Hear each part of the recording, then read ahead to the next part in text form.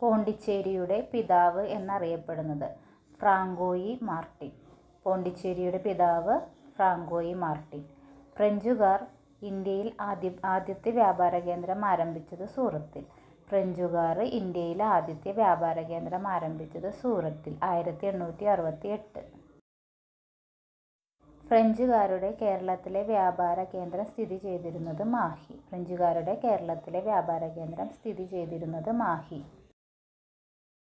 ഇന്ത്യയിലെ ഫ്രഞ്ച് പതനത്തിന് കാരണമായ യുദ്ധം വാണ്ടിവാഷ് യുദ്ധം. ഇന്ത്യയിലെ ഫ്രഞ്ച് പതനത്തിന് കാരണമായ യുദ്ധം വാണ്ടിവാഷ് യുദ്ധം. അത് നടന്ന വർഷം 1760. വാണ്ടിവാഷ് യുദ്ധത്തിൻ്റെ ഫലമായി ഉണ്ടാക്കിയ സന്ധി പാരീസ് ഉടമ്പടി. വാണ്ടിവാഷ് യുദ്ധത്തിൻ്റെ ഫലമായി ഉണ്ടാക്കിയ സന്ധി പാരീസ് ഉടമ്പടി.